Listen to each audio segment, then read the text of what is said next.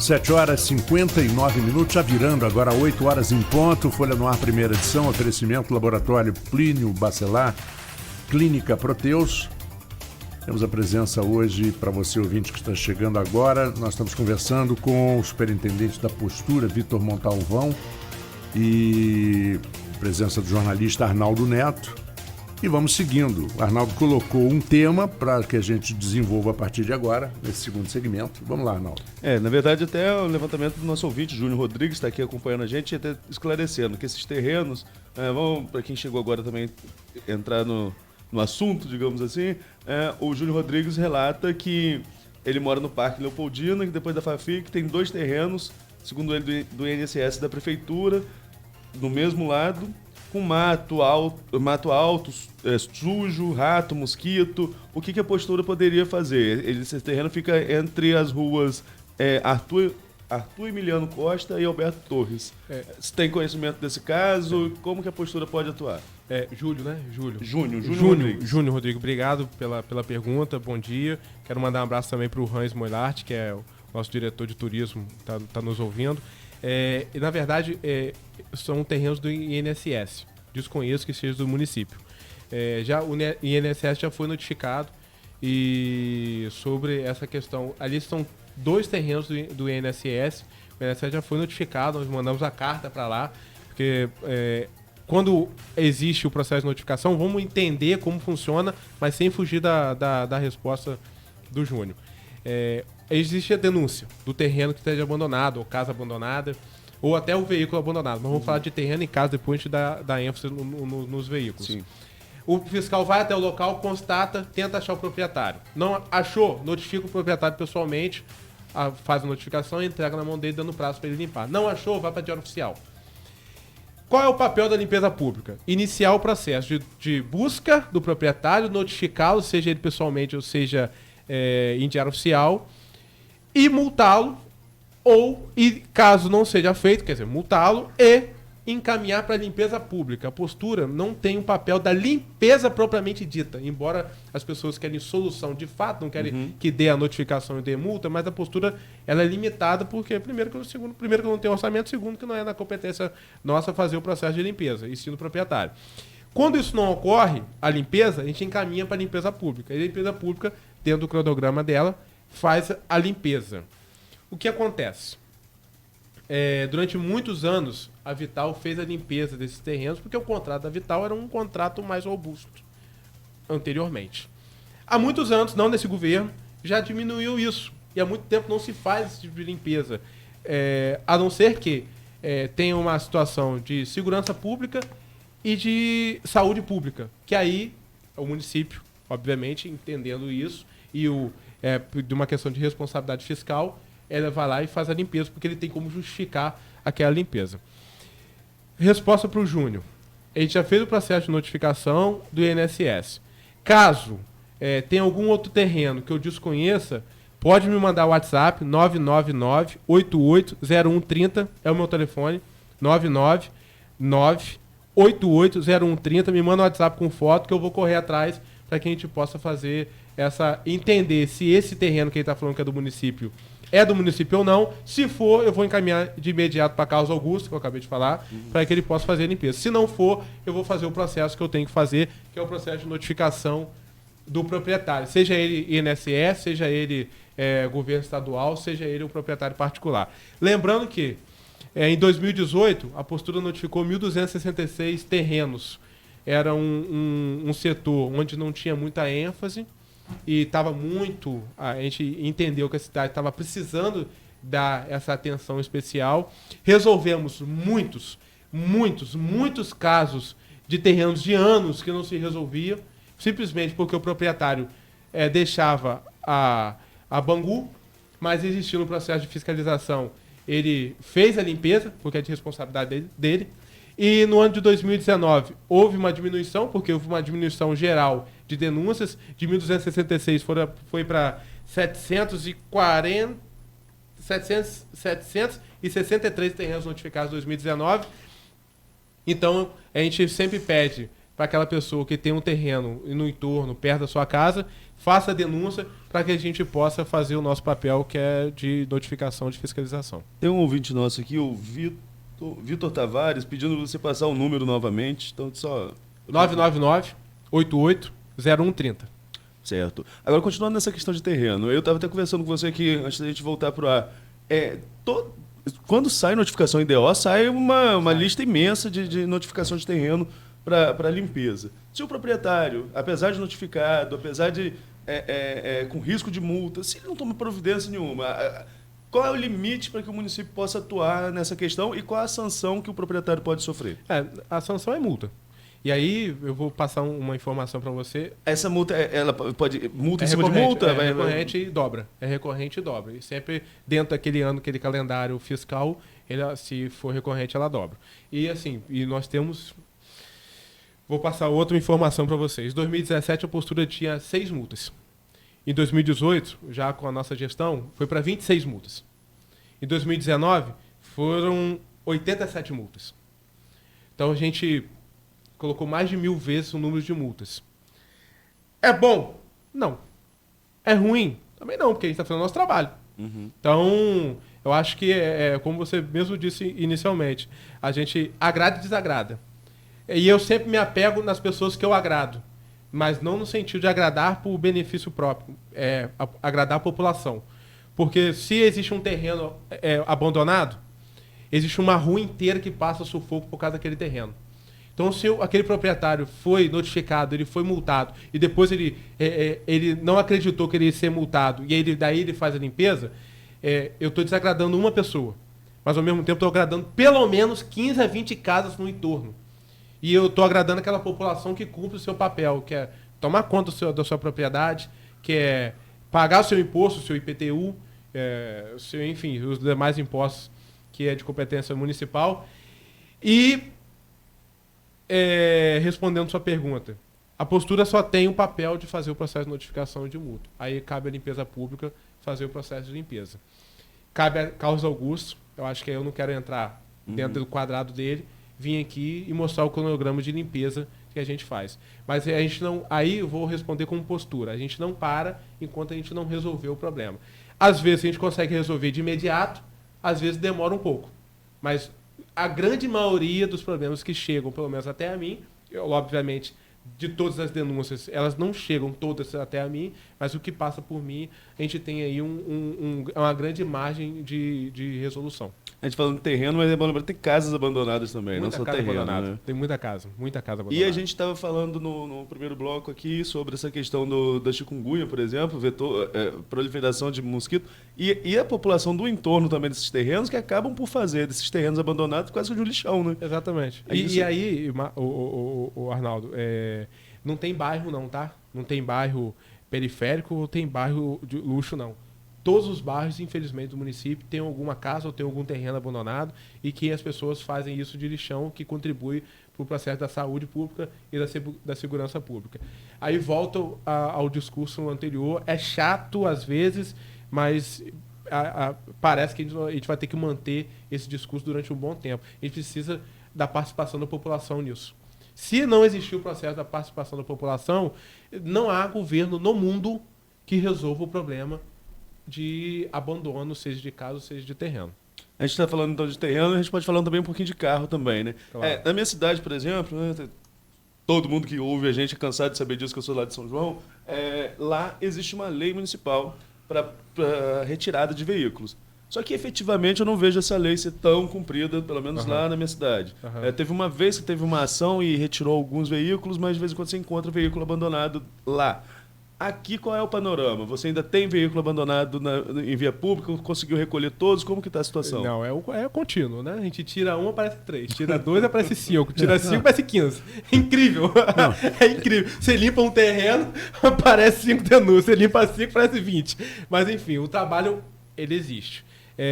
Existe uma lei municipal, aí, desculpa, eu não vou conseguir lembrar aqui o número da lei, que prevê o seguinte: carro estacionado durante 20 dias no mesmo local em área pública, ele está passível de ser rebocado. Ou sucata que esteja na área pública, ele está passível de ser recolhido em 3 dias. pós-notificação. O que a gente faz? Recebe a denúncia, o fiscal vai até o local, constatou, tenta achar o proprietário no entorno. 90% das vezes, acha o proprietário, notifica ali e resolve o problema, porque ele tira o carro, guarda, muda de local, enfim, é orientado, ele acaba sabendo que não pode largar o carro durante muito tempo parado no mesmo local, por causa da segurança pública e saúde pública, a gente sempre vai tocar nesses termos, e ele retira. Quando ele não retira, mesmo ele recebendo notificação pessoalmente, a gente faz o processo de notificação dupla, lá no Diário Oficial. Por isso que quando tem notificação de terreno e de carro, tem um monte. Porque independente seja ali no talão, vai para Diário Oficial para a gente ter a tranquilidade e certeza do que a gente está fazendo. Depois de 20 dias, porque aí vai para o processo de Diário Oficial, eu tenho que dar 20 dias, que é o prazo, para carros normais e para sucata 3 dias, ao reboque. Em 2018, nós rebocamos 10 carros com sucata. Em 2019, nós rebocamos 60 carros. Eu estou falando de reboque, não estou falando daqueles que saíram dos seus locais. A gente teve 308 denúncias de carros abandonados no município. Houve 60 reboques. Não que houve 60 resoluções. Aconteceram mais. Só que aí os proprietários, eles retiraram e não entram na nossa estatística. O que eu peço para as pessoas? Que elas tenham consciência de não largar o carro, abandonar em área pública. A gente tem diversos casos disso, só que a postura vem fazendo o papel de ponta, que é esse, vamos partir para a resolução imediata que as pessoas querem. A gente vem fazendo, e eu acredito que melhorou bastante. Como melhorou bastante, um assunto que eu vou abordar aqui, se você me permitir, publicidade irregular em área pública. Sim. Faixa, placa, nossa... Os postes eram feitos de tudo. O poste era árvore de Natal o ano inteiro. Exato. A gente começou a implantar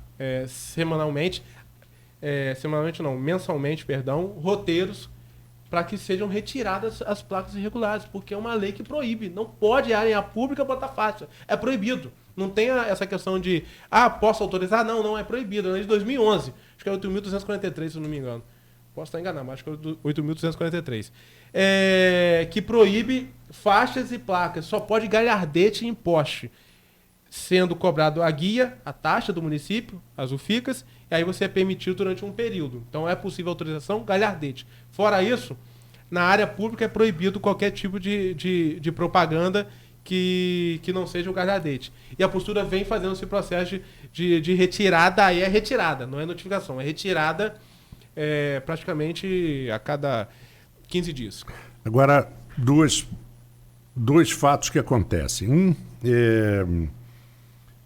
São os locutores de rua, sim. com suas caixas de som viradas.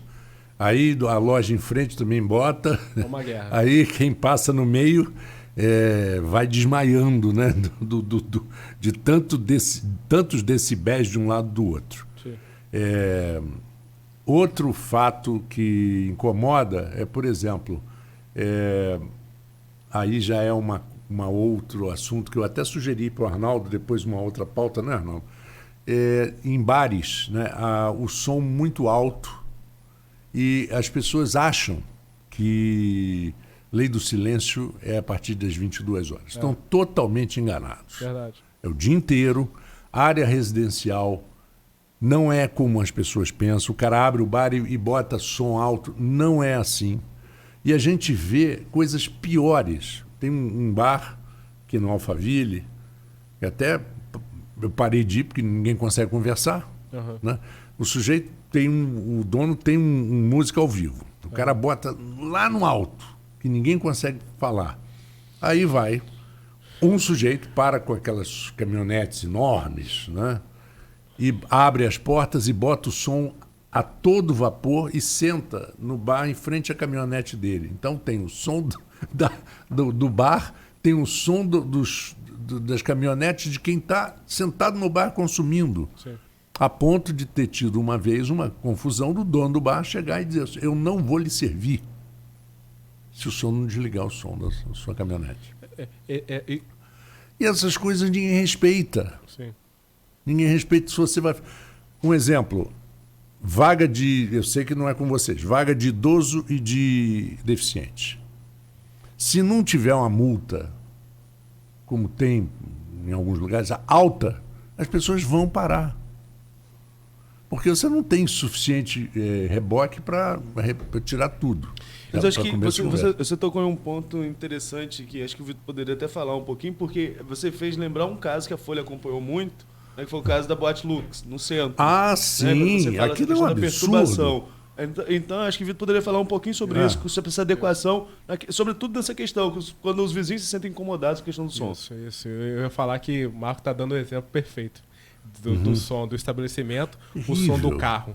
Aí você complementou, mais do que perfeito, na questão da Boate Lux, ali no Parque da Mandaré, se eu não me engano.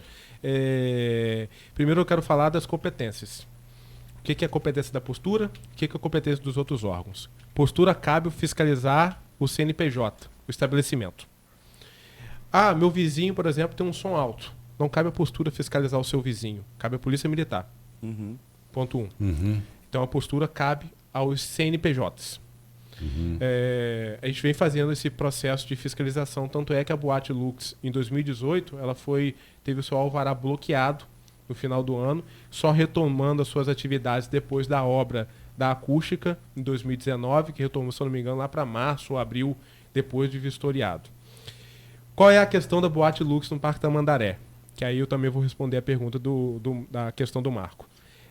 Ali existem duas questões. Uma, algumas vezes, de fato, eles fazem som além do permitido, que é 55 decibéis, que é o limite, dependendo da área, seja ela mista, residencial, comercial, industrial. A gente botou o teto de 55, que é a norma da NBR, com variações, picos de até 60, 62, é aceitável. Passou disso, a gente multa. E isso aconteceu no Boate Lux, tanto é que ela foi alvará bloqueado e ela recebeu, se eu não me engano, já umas 3 multas. A grande questão lá é que, além disso, que é variável, às vezes acontece, às vezes não acontece. Quando acontece, ela recebe multa. Quando não acontece, há o problema no entorno. O entorno na área pública. Aí vem um carro, vem a quantidade de pessoas na rua, que não cabe a postura fazer o processo de fiscalização. Eu não tenho pegada legal para isso. E é isso que é a grande questão lá com o entorno. Aí eu falo aqui abertamente, porque eu estive em um dos prédios da Gil de Góes para conversar com os moradores, para entender o que está acontecendo de fato. Eu tenho que entender a versão do cidadão para eu poder também fazer o meu papel. E lá é além da boate. Muitas das vezes a boate está com o seu som dentro do parâmetro e eu não posso fugir. Eu não posso ser irresponsável de querer fazer uma multa ou fazer um bloqueio de um estabelecimento onde eu não tenho pegado legal, porque vai sobrar para o meu CPF, eu não vou fazer isso. E onde não tem pegado legal, mas a rua estava diferente. A rua realmente estava barulhenta, a rua realmente estava cheia de carro de som, a rua realmente estava com uma movimentação atípica para aquela área. E aí cabe a Polícia Militar, a Guarda Civil Municipal e a Ordem Pública. Não cabe a postura. E é isso que eu estou tentando explicar, é isso que eu venho falando claramente e abertamente para as pessoas, das responsabilidades, das competências. Por mais que exista um estabelecimento que gere aquele alvoroço no entorno, não é, ou pelo menos não tem pegada legal na postura, para que ela possa ter sanções para aquele estabelecimento. Aí é uma competência jurídica maior, não cabe ao superintendente fazer isso. Então, respondendo a sua questão da Lux, que a gente vem acompanhando e reforçando que a Lux, durante 2019 inteira, ela passou tendo um alvará para os dias específicos de festas. A gente fazia liberação porque existiu o processo de fiscalização. Se eu não me engano, houve acho que 2 multas esse ano de 2019, mas a grande maioria dos dias foi no entorno, na rua, que estava um pouco fora do normal. Aí houve até o caso de tiro e bloqueio da rua, porque as pessoas param. Sim, cara. Mas não é que o cidadão, que o reclamante, ele esteja mentindo. Jamais eu vou falar isso, porque em alguns casos realmente ele não está. Mas não é da minha competência. Nem o ambulante que está na rua, né, competência de O ambulante vocês. é minha competência. O ambulante é minha competência. E o ambulante pode chegar em qualquer área e colocar a barraca dele? Como Então, que funciona isso? existe uma... Sobretudo nesse pedaço ali que é residencial. Claro, existe uma autorização para os ambulantes, não foi criada agora, já é de muito tempo, dos ambulantes de festas. Ambulante noturna, que a gente diz assim. E aí ele pode parar, estacionar ali o seu carrinho, o seu reboque, no local permitido, obviamente, pelo Código de Trânsito. E aí ele pode fazer o trabalho dele. Só que as pessoas têm aí eu vou falar, Arnaldo, bem abertamente, as pessoas têm um preconceito com o ambulante. Ah, sim. Absurdo. É verdade. Parece que o problema da rua, o problema da festa é o ambulante. E eu vou ser bem sincero com vocês. O último problema do ambulante. é o ambulante. A Copa do Mundo em 2018, na Pelinca, foi uma... Eu fui o advogado dos ambulantes na festa da Pelinca. A gente fez o processo de ordenamento do primeiro jogo do Brasil, não, mas a partir do segundo, sim. A gente fez o processo de ordenamento. E a minha grande dificuldade era mostrar para o pessoal da Pelinca, para o comerciante, para o resto das autoridades, que o problema, de fato, não são os ambulantes. Lógico, eles precisam estar em um local adequado para exercer a atividade. Mas não é o ambulante. Então, assim, a gente faz o processo de fiscalização dele e, ao mesmo tempo, nós somos advogados deles, porque, infelizmente, existe esse preconceito com o ambulante que, sinceramente, extrapola a maioria das vezes. Você falou sobre a Pelinca, nosso ouvinte aqui, Matheus Barreto, ele está insistindo com a pergunta, estava esperando só um espacinho, Matheus, para a gente colocar aqui, mas eu ia trazer o assunto que você está colocando aqui. Eu prometo ser mais curto para responder todas as perguntas. Não, sem problema. Ele está falando sobre a questão de carros parados na Avenida Pelinca fazendo propaganda de festas.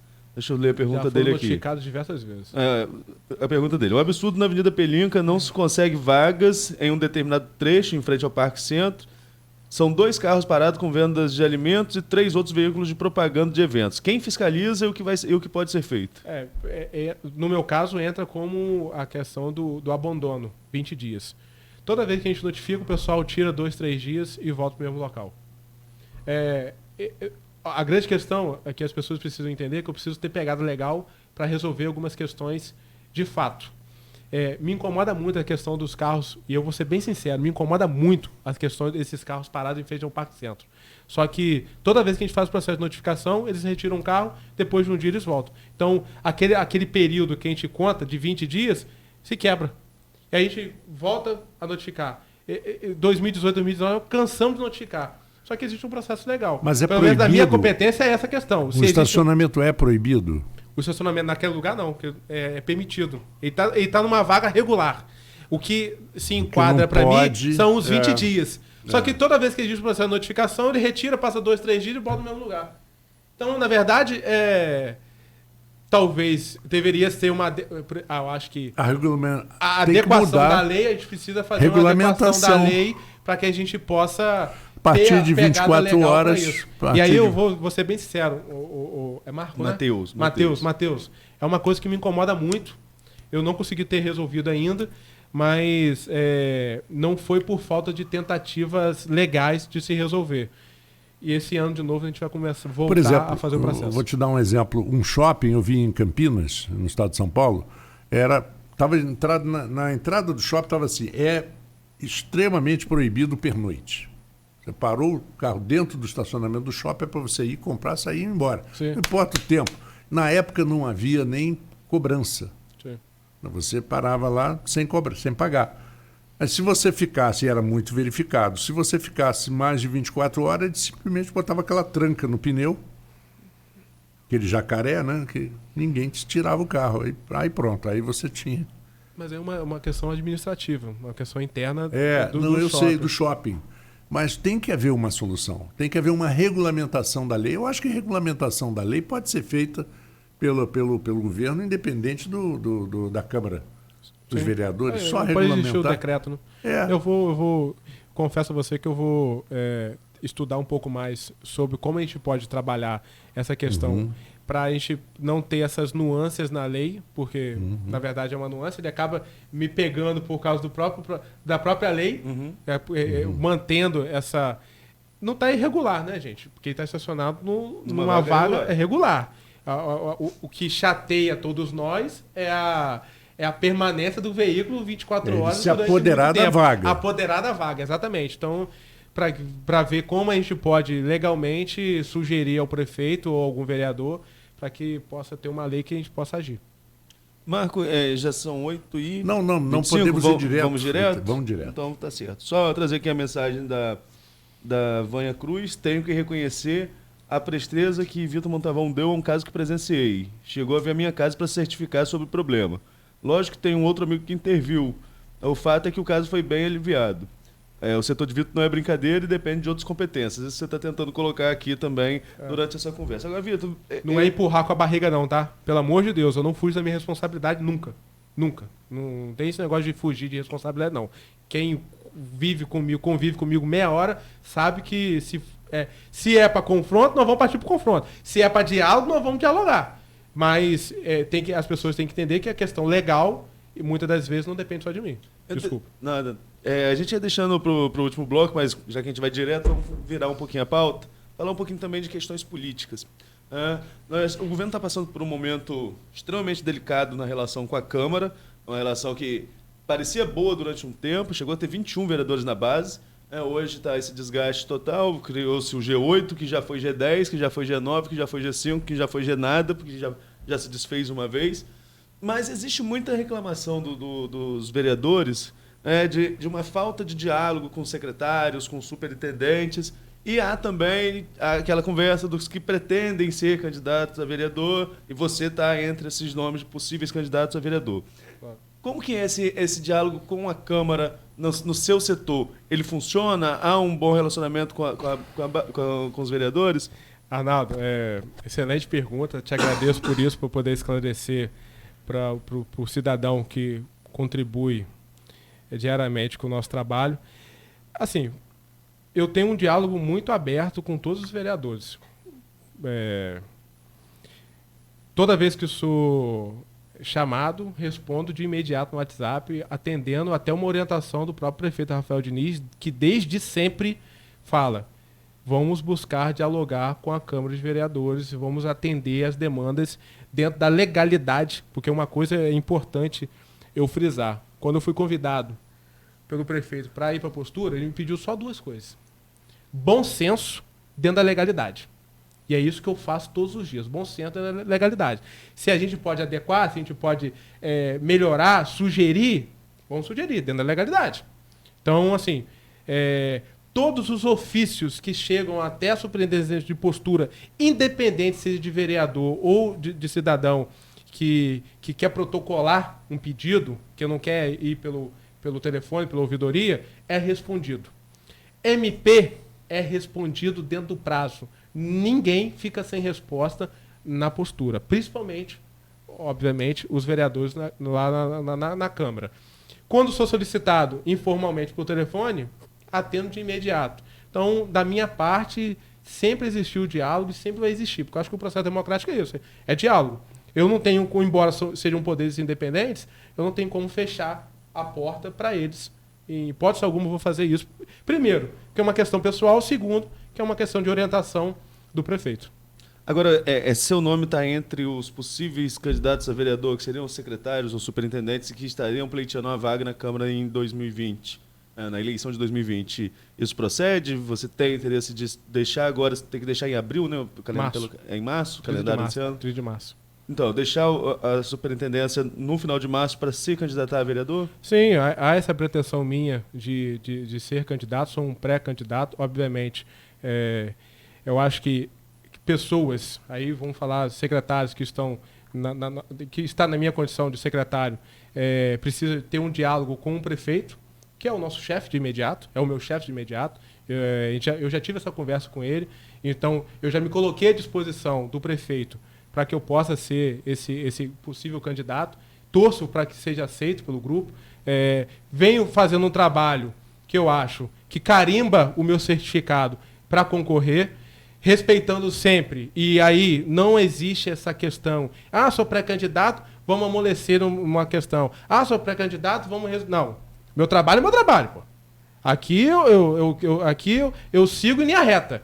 A questão da pré-campanha, a questão de uma possível candidatura, que eu torço para que aconteça, é a questão à frente. Aí a gente vai resolver a partir do dia que a gente for legalmente autorizado pela Justiça Eleitoral. Então o meu trabalho ele continua. Fico feliz que as pessoas coloquem, tanto lá na Câmara de Vereadores, o meu nome como um pré-candidato, como internamente no governo, como um pré-candidato, tanto na sociedade como um pré-candidato, que eu acho que é uma resposta pelo trabalho que a gente vem fazendo de seriedade, que não começou na Superintendência de Posturas. Começou publicamente, em órgão público, lá na EMAB, quando a gente foi do Fabinho Almeida, que é vereador agora, o Fabinho era o presidente, eu era o vice-presidente, a gente foi entender como funciona essa questão de abastecimento na cidade inteira, rodei os distritos inteiros para entender essa questão de abastecimento, entender essa questão de saneamento básico no município, que avançou muito, mas precisa de muito mais para ficar, eu acho, adequado, na minha opinião,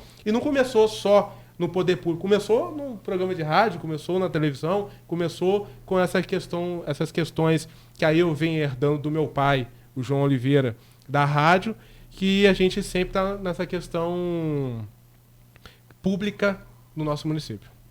Agora, eu até atropelei a pergunta. Antes de saber a sua condição de pré-candidato, eu queria saber como que você está analisando esse quadro, esse racha que aconteceu agora, e como que isso pode estar até mesmo prejudicando esse começo do ano para o governo.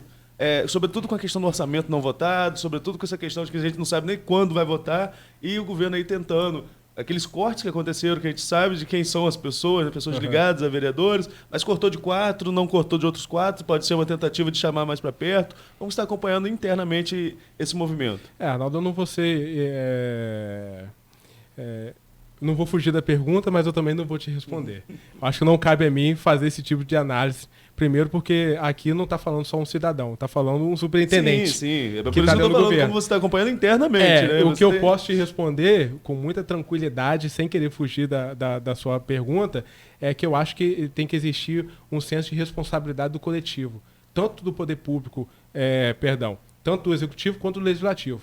Eu acho que a responsabilidade com a cidade tem que ser primeira.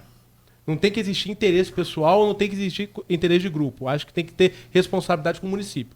Quando a gente não tem responsabilidade com o município, abre margens para muitas interpretações. Então, ao meu ver, eu acho que tanto o executivo quanto o legislativo tem que ter responsabilidade com o municipal. Pelo que eu posso acompanhar pelo executivo, que é onde eu tenho um acesso mais fácil, existe essa responsabilidade com o município. Não estou falando, pelo amor de Deus, que o legislativo não tem, porque cabe a ele analisar o orçamento ou não. Mas eu acho que a gente tem que dar prioridade ao município. Eu sempre falo isso. 3 coisas que são a minha base. Primeiro é o meu município. Primeiro, porque eu sou cliente do meu serviço. Se eu não fizer um serviço decente, eu vou responder pelo que eu estou fazendo. Então eu saio com a minha família no final de semana, saio à noite, e eu quero andar no município adequado, de acordo com o que eu acho. Segundo, eu defendo meu CPF. E depois eu defendo o governo. Porque eu acho que o meu município é primeiro. Porque governo vai, governo vem, o nosso município está aqui. Eu acho que a gente precisa avançar nessas questões. E eu reforçando, acho que eu peço aí como cidadão, responsabilidade na Câmara de Vereadores, responsabilidade no Executivo, para que a nossa cidade possa avançar. Continuando nesse cenário político, né, já que a gente entrou para falar um pouquinho dele, como que você está vendo a configuração que está se desenhando para a disputa pelo Executivo? Você tem o próprio prefeito Rafael Diniz como pré-candidato à reeleição, nomes como Vladimir Garotinho, Caio Viana, Marcelo Mérida, Gil Viana também oficializou pré-candidatura. Como você está vendo essa configuração do cenário eleitoral a prefeito? O prefeito Rafael Diniz é um processo natural, processo de reeleição. Acho que nada mais natural do que ele tentar o processo de reeleição. Os demais nomes são nomes já carimbados, que a gente já conhece como candidatos, tirando, obviamente, o de Vladimir, que vem pela primeira vez como candidato a prefeito, mas já vem de uma família tradicional na questão política. Eu acho que é um desenho natural, que favorece... embora as pessoas... Eu acho que política é momento. Antes de eu falar o que eu tenho que falar, eu acho que política é momento. Hoje nós estamos vivendo um momento um pouco conturbado, difícil para o governo municipal, pelas questões que ela vem tomando, pelas dificuldades que o município vem enfrentando. Mas toda essa movimentação política, na minha opinião, favorece ao processo de reeleição. Eu acho que Por mais que as pessoas não acreditem, num futuro próximo as pessoas vão entender que eu acho que favorece o processo de reeleição para o prefeito Rafael Diniz. A fragmentação de muitas candidaturas, com muitas candidaturas. Mas você pode afunilar um pouquinho ali na frente, não? Acredito que sim. Tem muita Acredito gente que muito, que fala muito que não conversa, mas vai conversar. Né? muita gente. Eu particularmente também acredito nisso, que existe muita gente que se lança, a prefeito que depois cai para vereador, a prefeito que vai para vice. Notável.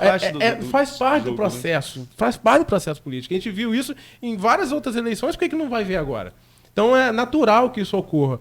Eu acho que cabe ao cidadão fazer a análise. E aí, a reflexão na hora do voto do passado. Porque na hora da emoção da campanha, infelizmente ou felizmente, não sei te dizer, a emoção do jingle, da campanha, da publicidade, pesa, eu acho que às vezes, no cidadão. Mas acho que a gente precisa analisar tudo que foi feito no município. A responsabilidade ou a falta dela. Para a gente poder escolher o nosso candidato a vereador, nosso candidato a prefeito. Para que a gente possa... No final, Arnaldo, é até chato, né? No final é para a cidade avançar. Porque, na verdade, se a gente não pensar sempre que a cidade tem que avançar, a gente sempre vai cair no próprio interesse. No interesse próprio, no interesse coletivo daquele grupo. Eu acho que o cidadão tem que pensar na continuidade para o município. E aí, analisar também, obviamente, o passado e o presente. Porque essa questão de continuidade é uma coisa muito complicada em todos os governos. Porque parece que quando troca o governo, vamos mudar o nome disso aqui, vamos mudar o nome daquilo ali, vamos tirar esse programa que está dando certo. E não é bem assim, né? A cidade tinha, pelo menos o município deveria estar à frente. Né? Infelizmente é uma prática nacional, né? O que está sendo bem executado, quando muda o governo, ele corta porque foi do antecessor, perdão. Eu acredito que... Aí eu posso falar pelo executivo agora. Isso não ocorreu. Se houve cortes, é porque houve uma justificativa plausível para existir o corte. Porque os programas, as execuções que eram feitas e eram entendido tecnicamente e politicamente que eram boas, se continuou. Houve a responsabilidade administrativa. E aí eu posso aqui defender com a boca cheia o prefeito Rafael Diniz, porque ele se preocupa com isso na questão técnica para o município. Se tem que fazer, vai fazer. Se não tem que fazer porque não há viabilidade financeira ou porque não há prioridade nessa questão, não se faz.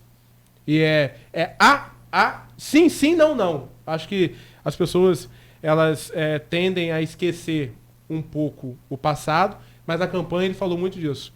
Sim, sim, vai fazer, vai fazer. Não, não, mas eu não vou te enrolar, eu vou te falar que eu não vou fazer. Então ele está cumprindo esse papel dele. Existe muita crítica ao prefeito, infelizmente, na minha opinião, porque eu acho que já caiu nessa pragmática das pessoas de reclamar. Fez sol, é culpa de Rafael. Fez chuva, é culpa de Rafael. Tá nublado, é culpa de Rafael. Acho que já, infelizmente, já caiu no senso comum reclamar do prefeito, não do governo municipal. O nome está mais forte, é mais forte que o governo municipal. Muitas das coisas não tudo é responsabilidade dele, porque ele é o chefe do executivo. Mas, obviamente, não dá para saber de tudo. Sim. O cara que fala que sabe de tudo dentro da casa dele, está mentindo. Óbvio. Tá mentindo. E você imagina tomar conta de 20 mil pessoas. Mais ainda mentindo o cara que diz que manda em casa. Ele manda em casa, tá mentindo 2 vezes. Então, muitas das vezes, cai na conta de Rafael pela essa vontade dele de querer enfrentar, ir para cima. E é inato nele.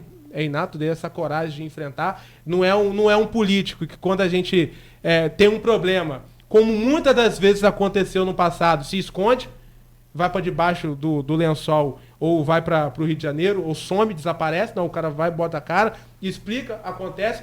Claro, existe o lado positivo, também existe o lado negativo. Eu acho que cabe uma análise do eleitor, do cidadão, para essas questões também, para o outro lado da moeda também.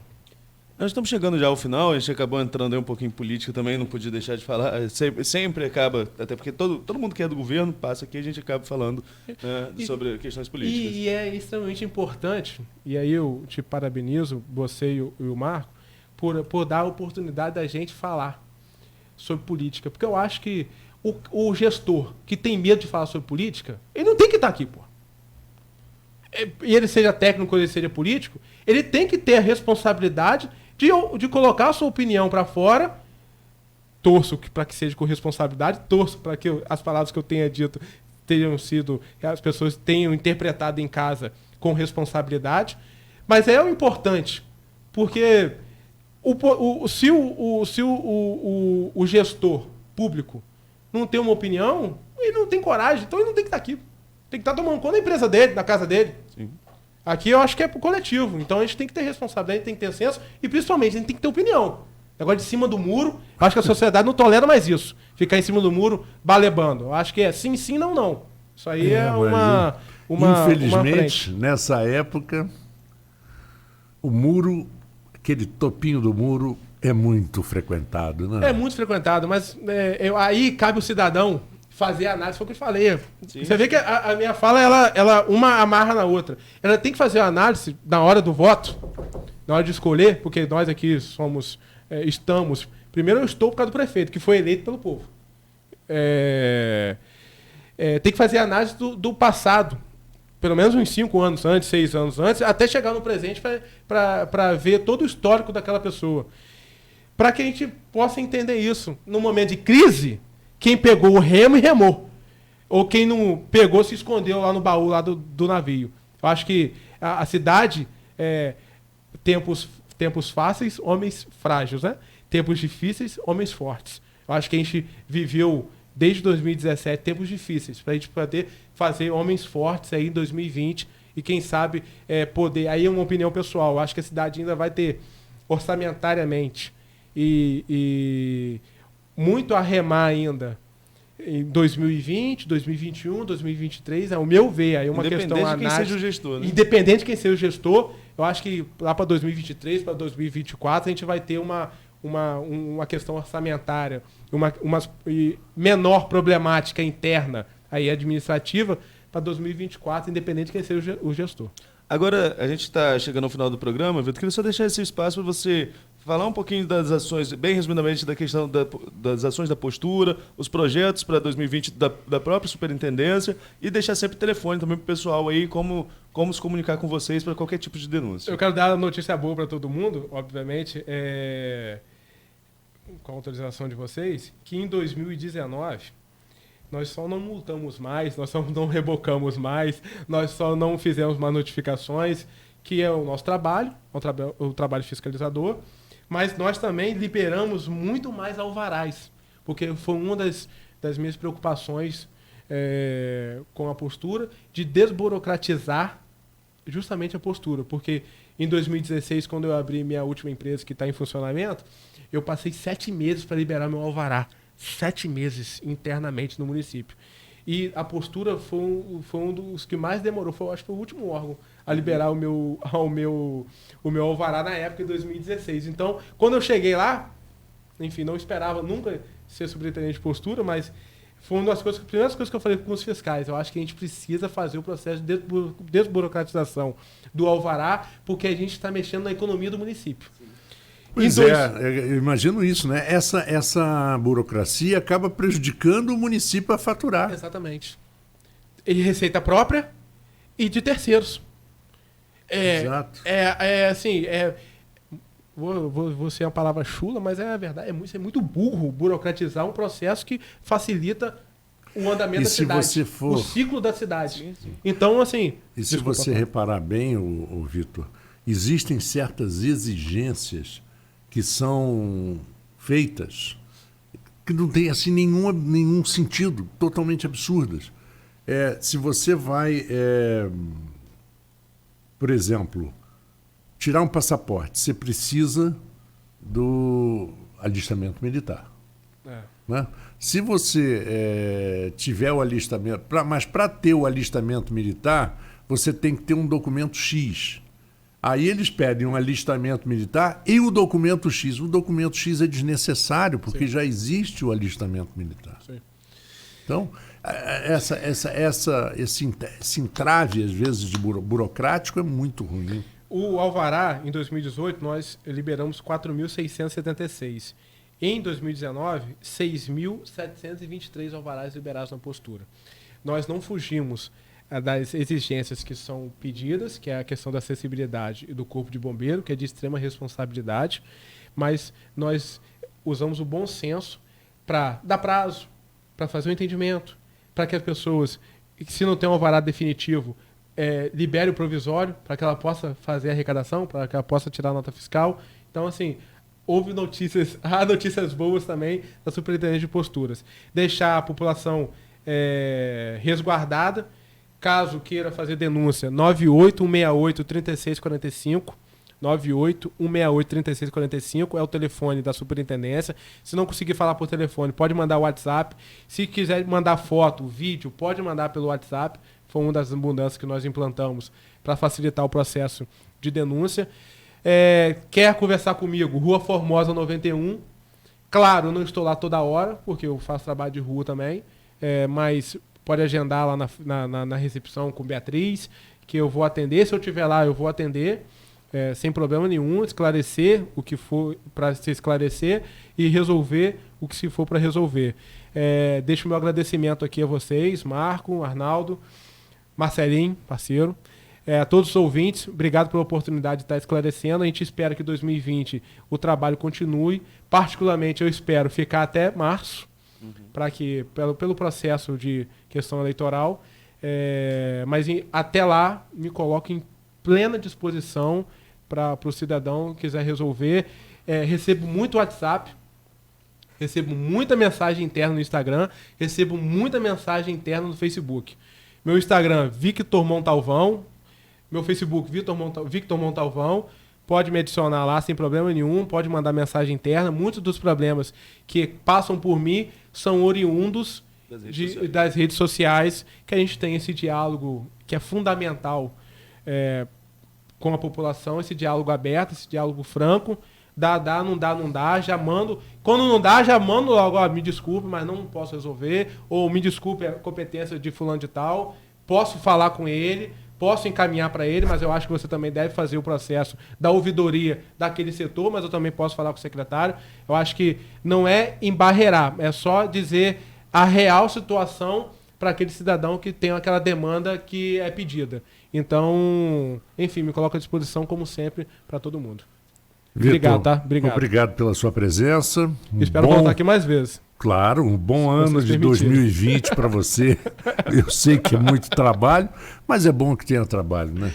Fundamental. Sinal de que as pessoas estão procurando e estão confiando. E Farol de São Tomé, nós estaremos lá até o final do carnaval. Mandar um abraço para todos os ambulantes, mandar um abraço para os fiscais que estão, os agentes que estão lá no Farol.